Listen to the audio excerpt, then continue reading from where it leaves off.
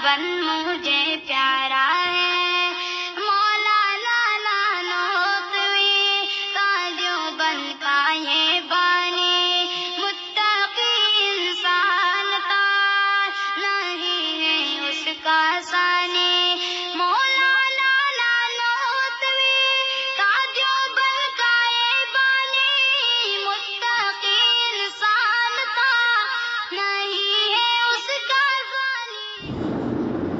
ایک شخص مسجد میں پہلے سے موجود ہے، پھر اذان ہو گئی ہو یا اذان کے بعد مسجد میں آیا ہو، تو ایسے شخص کے لیے مسجد سے نکلنا کیسا ہے؟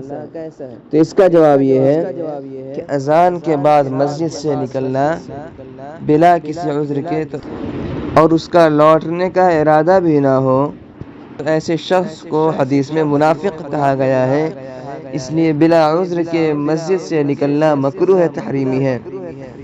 لہٰذا اگر کوئی عذر ہو، جیسا کہ کسی جگہ کا امام ہو یا مؤذن ہو یا کوئی اور عذر ہو جو ضروری ہو، تو ایسی صورت میں نکلنے کی گنجائش ہے، ورنہ نہیں ہے۔ یہ پورا فتویٰ جامعہ علوم اسلامیہ بنوری ٹاؤن کا ہے، جس کا لنک ڈسکرپشن میں موجود ہے۔